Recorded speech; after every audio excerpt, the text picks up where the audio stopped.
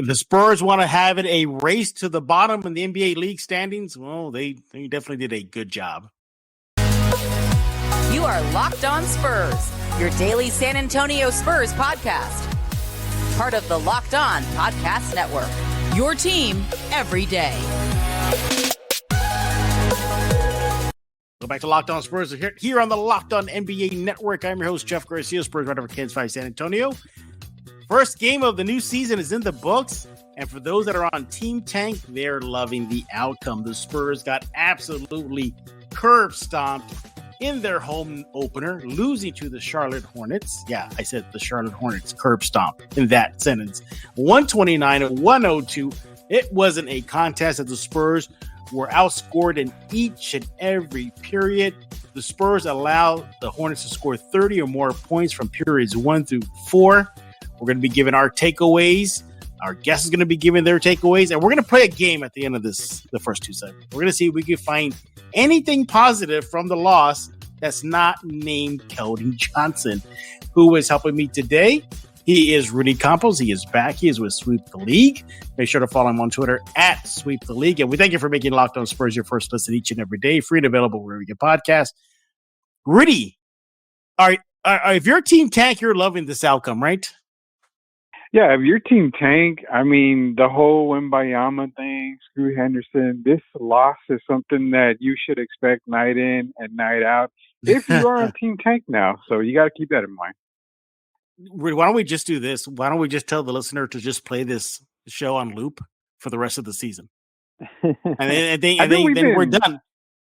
Those Spurs can pretty much be done for the whole season. Yeah, I mean, you could pretty much put this on loop. Now, this was supposed to be a winnable game, quote unquote, with no LaMelo Ball playing. You don't imagine if he did play. And the Spurs are playing at home. It's Manu night. You know, the energy's high. They're debuting the Classic Edition jerseys. Maybe, just maybe, the young Spurs can get a W. No, it was over before it began, everybody. The Spurs are outscored 38-22 just in the first period alone. Their largest deficit, brace yourself, everybody, 35 points. They were down 35 points to the Charlotte Hornets. Yeah, it was that kind of night. But we're going to try our best to recap. Rudy, how can you recap a loss like this when pretty much every statistical category went towards the Hornets and not to the Spurs? They got outscored, obviously, final score. They got out rebounded 60-54. They got out assisted 26-22. They got outblocked 10-8. They shot worse than the Hornets, 51% to 40%. They couldn't make a three ball as a team collectively to save them. 44% for the Hornets, 21% for the Spurs. Yeah, Rudy, I need to know some takeaways. What are Rudy Campos' takeaways from the opening season loss? Well, the obvious takeaway for tonight's, game between the Hornets and the Spurs, number one, is what you should really be taking away from this game is exactly what you're going to see with the final beat. It's going to be a lot of nights like this. We've been saying it from day one, before the season even started. It's going to be a season of major downs and very, very little ups. So the biggest takeaway is, you know what? You've experienced game one. It's going to be like this all the way to game 82. You're going to get some wins in there, no doubt about it. But it's going to be more of these. Probably for every one win, you're going to get 2 or 3 losses just like this. That's the biggest takeaway. Outside of that, we finally got to see a rookie actually start with the starting 5. Last person to do that was Tim Duncan. So Jeremy Sochan didn't have a really good game. 4 points, 7 boards, couple of assists, couple of steals. Did a little bit of everything tonight.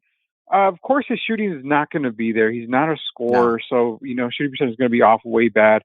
But getting to see the rookie actually getting to start on a Pop staff, that's amazing right there. So those are the 2 takeaways that I got from tonight's game. Yeah, the Spurs did make it a little interesting in the third period. I think they chopped down that at that point, it was like a 20-something point lead down to about 12, 13 points. Just wasn't enough. Hornets went on an 11-0 run to close out that third period, and that was all she wrote. You're talking about Sochan. I'm going to react to your reactions, your takeaways. I got to wonder if you're going to see him in and out of that starting unit. I think that's part of the development process is going to be about. I think you're will see him maybe start against Indiana and then maybe come off the bench for a couple of games to get him acclimated. Maybe he's a better fit in the second unit. Maybe McDermott should start. What do you think about that? Do you think this is Jeremy Sochan's starting position for the rest of the season, or he's going to be in and out? Common sense would probably say he's going to be in and out of the starting lineup. I think Pop more experimented in the preseason, kind of liked what he saw in the last 2 preseason games.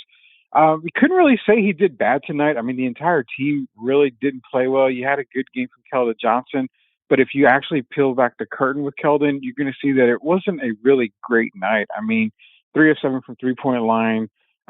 Just the team overall just didn't really have it going for them tonight. So I think you're going to see more of Sochan in the starting 5. I'm going to say, you told me, we talked earlier, you got to find a positive. McDermott, I think you leave him on the bench. I think he really fit well there coming off the bench. He's going to really have a spark for that second unit. So I can't really see anybody outside of, maybe McDermott taking that spot. I don't see guys like, Richardson or Zach Collins or even Isaiah Roby taking that position. I think it's Sochan for pretty much the betterment of the year.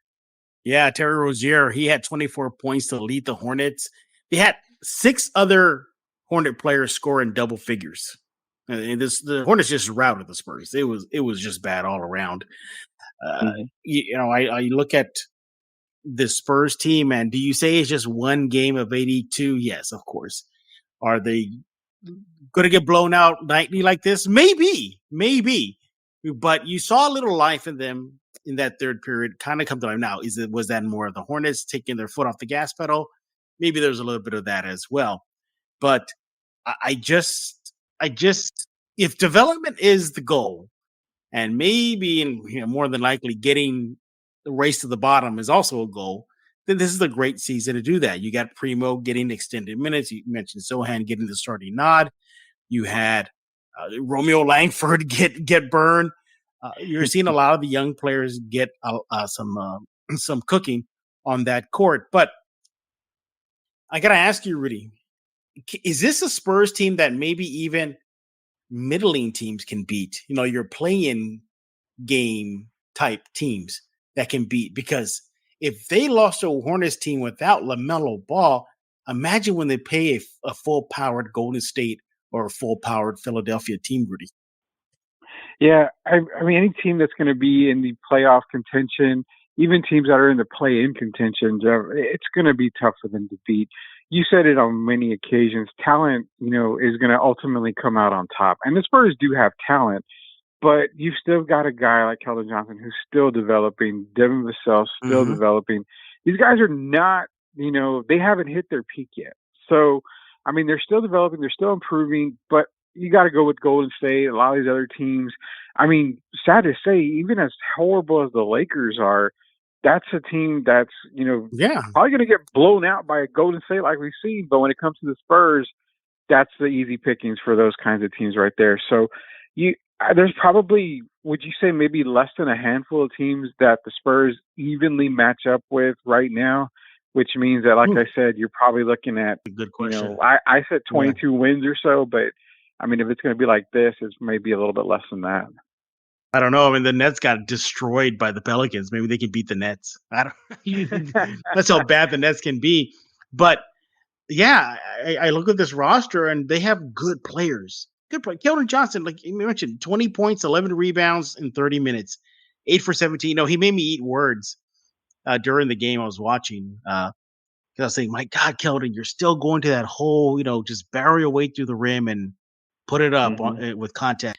But then in that third period, when the Spurs were mounting somewhat of a comeback, he's nailing the three. So okay, good. That's a good sign. But yeah, you know what? I'm gonna hold my okay. Let's take a break. When we get back, I'm gonna give you my 2 takeaways of the game, and then we're gonna try our best to play the game. What is one positive thing from a huge loss that's not named Keldon Johnson with Rudy Campos of Sweep the League? But before we do that, I want to talk to you about Bet Online. BetOnline.net is your number one source for betting football and the start of a brand new basketball season. Find all the latest player developments, team matchup news, podcasts, and in-depth analysis on every single game. And as always, BetOnline remains your continuous source for all your sports wagering information and live betting, up to the minute scores for every sport out there. They even have the Spurs futures. Yeah, future player props. It's already out there. Who could be the projected team leader in points, assists, field goal percentage? It's all there at betonline.net. It's the fastest and easiest way to check in on all your favorite games and events, including MLB, MMA, boxing, and golf. You want to go to the website right now. Use your mobile device, use your laptop, use your computer. BetOnline, where the game starts. Rudy Campos, he is with Sweep the League, and we are looking at last night's Spurs loss to the Hornets. I didn't even call it a loss. It was they got this. Was this kind of like Unicron when he just started to just destroy Cybertron, where he just like laid one palm and just like devoured it. Yeah, and that's what it was. But hey, credit the Spurs. They made a little bit of a run, but it's just not enough. But Rudy gave you his 2 takeaways. Now I'm going to give you mine. I got to start with Devin Vassell. He had a game that he probably would like to forget. So my takeaway is this is not going to be a pattern with Vassell. I think this is just one aberration, one game that unfortunately came on the season opener, but he's a type of player that will bounce back and show a different Devin Vassell in the next game versus the Pacers. 29 minutes for Devin Vassell, 3 for 15 shooting, 0 for 8 from the 3 line, 11 points.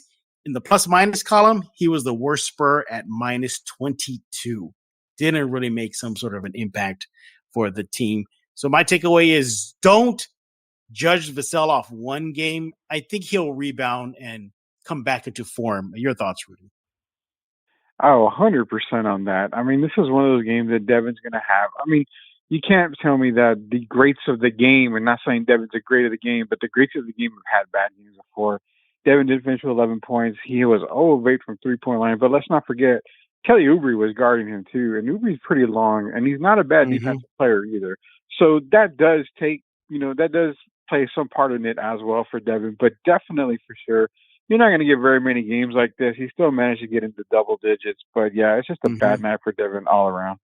It was a bad night, yeah, and I don't suspect this to duplicate itself, this type of performance, whether it be the Pacers the next game or Philadelphia after that, or a pair of games against Minnesota after that. Yeah, it's going to get ugly in the next few games. By the way, Rudy, they're all on the road. They're on the road now for the next technically 4 games because they play Minnesota twice. So, yeah, not fun at all. My next takeaway, Rudy, is are we already seeing early signs of no more Chip England?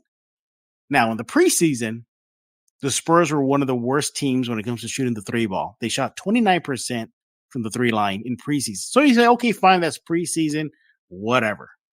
But in the opening night, they shot 7 for 34 from the 3 line, 21%. They went 40 for 99, 40% for the game. But at one point, they were well below 40% during periods like 38, 35%.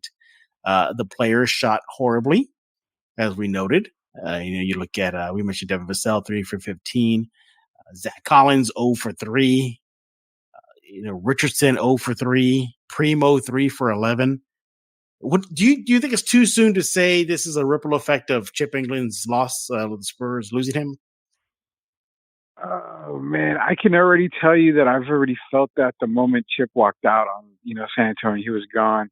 I mean, you go and you draft Sochan, and he doesn't have that offensive game. He doesn't really have a jump shot that's consistent. Seeing Chip not there, you can definitely see that it's hurting. Yes, we saw Keldon improve his 3-point range, but that was while Chip was still there. So you're going to see a ripple effect. It's going to come in. It's going to really hurt this team. I think the biggest loss was not DeJounte Murray in the offseason. It was definitely Chip England. He had so much of a positive impact on the players. You saw so many guys develop under him, and it's going to really hurt this team in the long run. I'm praying that they get some kind of shooting guru in there because a lot of these guys need a lot of work, man. Well, that shooting guru could be Matt Bonner. Right before the game in a shoot-around, McDermott said that Matt Bonner has been showing up to team practice. Maybe that's how the Spurs are going to address it. Popovich even said that Brett Brown, the assistant coach who's back, is working with players shooting. So maybe they're going to do it by aggregate, by the collective. We shall see. But hopefully this is not – I mean, yes, it is just one game.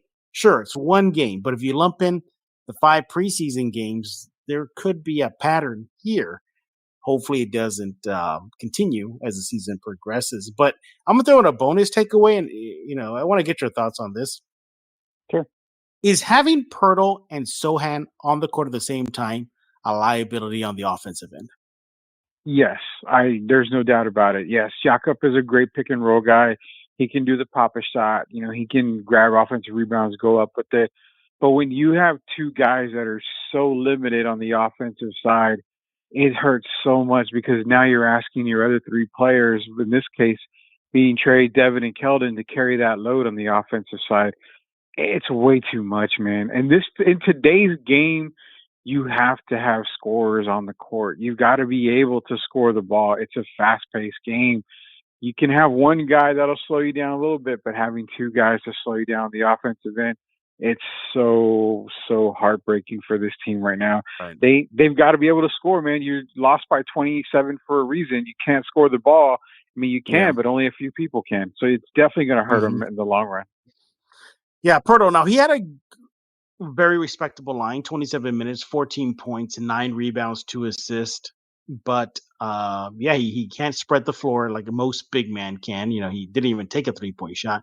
Now he shot 7 for 13, from the field, but again, that was in the paint. You saw him, Rudy, attempt kind of like push shots outside of the paint, like just kind of in that elbow area. I think he missed on a couple of those. But yeah, he definitely thrives on that cleaning the basket, pick and roll. We saw him and Sochan run that a couple of times in the game. But then you got Sochan, who took two 3-point shots, missed them both, didn't get to the free throw line all but just one time, 0 for 1 from the free throw line, 2 for 8. So he doesn't take, at least in one game. Again, it's hard to really judge this team off one game, but there's been patterns already. Sochan, we all know, came in at Baylor, wasn't an offensive juggernaut. A Swiss Army kind of defensive guy, does a little bit of things here and there. Perfect. Good role. But never was an offensive juggernaut. So that is something to keep an eye on as the season goes on. Once again, the Spurs lose 129-102 to the Charlotte Hornets. 0-1 to start their season. 1 down, 81 to go. Maybe at the light at the end of the tunnel, Rudy, it'll be some French kid with the number 1 pick. That will make this season a lot better. But when we get back, we're going to try our best to find a few positives in an otherwise ugly loss for the Spurs. And that cannot be Keldon Johnson. That's too easy of a pick. So we're going to continue doing that right here on Locked On Spurs with Rudy Campos. We're back with Rudy Campos. He is with Sweep the League, and we're looking back at the Spurs. Curb stomping their head and against the pavement via courtesy of the Charlotte Hornets, 129-102. So, Rudy, you know the task. You know what you got to do. You cannot pick Keldon Johnson, but what is one positive that made you smile in this game for San Antonio? Well, before I give you that positive, I want to say that I really want to reiterate a long time ago, before the season started in a galaxy far, far away, I told you that I would expect a 2-18 start for the first 20 games of the season, and this was one of the losses that I had them losing. So, you had them pegged to lose this opener against the Hornets. Yeah, only 2 games I had. Only 2 games out of the first 20 I had them winning were against the Kings and the Thunder. That's it. So, after one game, can you say that your prediction's on course, or you think you might come back and say, you know what, Jeff, they're winless so far? I feel so good that, I can't even tell you how good. I'm willing to bet the house on it now, almost. I'm pretty close to it, but I've got, actually, you wanted one positive, but I got a couple here, and me saying that the game is over is not a positive. I can't use that. I'm going to get into players here. Now, 2 players that I saw, a positive thing, was Trey Jones. He continued the way he ended last season, and that's a good thing. 14 points. He did a little bit of everything, include no turnovers tonight. He didn't have no turnovers. So 14 points, 3 boards. He was second in the league, second on the team on blocks. He had 2 blocks tonight. He basically stuffed the stats tonight. perfect game for Trey Jones. Not only that, Doug McDermott, man. I mean, coming off the bench, 12 points, 2 of 5 from 3-point line, but he shot 50% from the field. So I did see a positive in that. Like I said, him coming off the bench makes more sense. He helps that second unit overall, which I really like, and I think that's going to be a really good thing for the San Antonio Spurs with Doug coming off the bench. But I did find a stat that we were talking about earlier, Jeff. The Hornets did not beat the Spurs on one stat. Oh, what's that one stat? Hornets had 15 turnovers. Spurs had 15 turnovers. It's a push. It's a push. It's a push. Yeah. So that was another small positive there for you. All right. Well, okay. Well, I'm gonna piggyback on your McDermott one, and it's not his play. One positive thing was his play, yes, but because his trade value goes higher, and you give the Spurs want to dangle him out for trade bait, whether it is to collect young players or more picks or cash, whatever. He played well, and I think if teams that are on the playoff bubble or in the playoffs and just want to have a stronger roster, well, maybe they can come knock on McDermott's door / the Spurs door and see if he's available. 16 minutes, 5 for 10 from the field, 2 for 5 from the 3 line, 12 points, and a couple of rebounds. So I like that. I like that he's played at a high level for his standards going off the bench. Hopefully the Spurs can use that to flip him down the road. Now, and then my other positive that's not named Keldon Johnson is that I am glad that Pop didn't yank the young kids out. If he's truly committed to a development and it's trial by fire, well, then he accomplished that. You look at the minutes. He had Sochan with 27 minutes played. You have Primo with 26 minutes played. Langford got in some time. He sure wasn't that kind of minutes, but 9 minutes for him. You had, Roby got 9 minutes. You mentioned Trey Jones. He took advantage of those minutes, 24 minutes. And he put the ball in Keldon Johnson's hands for the most part, let him cook. The proof is there with the 20 points in 30 minutes. So I like that Pop stuck to his word that he's going to let them go trial by fire. Hopefully this will pan out in a month or two from now, and they're playing a lot better. So that it make me smile. But I think collectively, the Spurs fans are saying, whatever, Jeff, whatever, Rudy. They got the L, and we're one step closer to Wembanyama. I think that's the overriding positive, right? Yeah, you get the L, you're a step closer to Wemby. It's everything that Team Tank wants. And you know what? The positivity from Spurs fans out there, I've seen some posts on Twitter, well, this is what we got. You still got to be positive. It's like we've been telling you guys, you've got to just go through the motions this season. That's it. It's a season where you're going to see guys develop. It's a season where you're going to have heartaches. You're going to probably break a few TVs. You know what? It happens. But at least you didn't have to wait till 1996 or 96 to win any type of title, right, Cowboy fans? Here's the thing, too. I bet you Spurs fans are ready after one game. They're like, can we fast forward to the lottery already? I think that's what they're all this season over with already. I mean, and that's the thing about the NBA. You and I talked about this. The NBA is one of those leagues where you can already pick the final team standing before the ball even went up to start the season. I mean, you already know that. You already know who's going to bottom out. You already know who's going to be the middle of the pack. You already know who's going to be the cream of the crop. So for the Spurs fans, for the most time, or most of these young Spurs fans, these kids in their 20s and 30s, this is their first rebuild, and they're probably going to get antsy. I check the pulse of the fan base right before the All-Star break and see how they're doing. I bet they're going to be like, oh, so this is a bad season for the first time in their lifetime in quite some time. But yeah, it was a long night, and hold on tight, Spurs fans. There are many more of these nights ahead for your San Antonio Spurs. Once again, the Spurs lose to the 1-0-2 in their home opener in San Antonio, 0-1 to start the season. Next face the Pacers Saturday night on the road in Indiana. Rudy, time for you to take over the mic. What you got cooking over there at Sweep the League? Yeah, man, it's Sweep the League. Every single Monday night we release our episodes. We're doing some spotlight interviews here and there, but we're talking NFL. NBA season kicked off. we had our predictions for the NBA season. I'm going to go on record saying mine was the Denver Nuggets as your NBA champions. So that was mine before the season started. Yeah, I love them. Denver's deep, so I'm just giving them the props this year. But yeah, we're covering everything, and we're looking forward to have Jeff on. And also, you got to remind me, Jeff, I got some stuff to give away still. Can you do it right now, or you got to wait still? No, let's do it. We can do something right now. Yeah, let's do something now. Okay, well, why don't you do the announcement? It's your baby. All right, I'll tell you what. I will say this. You got to tweet at Jeff Garcia, at Jeff G Spurs. What is it? Jeff G Spurs. Give it to him, Jeff. No, you give it to him. Yeah. Jeff G Spurs Zone. Jeff G Spurs Zone and at Sweep the League. And all you got to say is, I am here through thick and thin through this Spurs season. The first person to do that, tweeting at both of us on it, I will get you a Sweep the League T-shirt. And if you're from San Antonio, you're in San Antonio, I'll get you a Burger Boy meal on me, $10 gift card. Boom, right there. Once again, tweet at me, Jeff G Spurs Zone, and Rudy at Sweep the League. And what was the contest again? All you got to do is tweet at us and just say, I am here through thick and thin for the entire Spurs season. Go Spurs, go.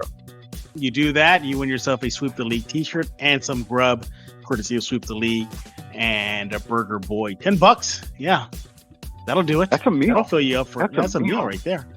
That is a meal.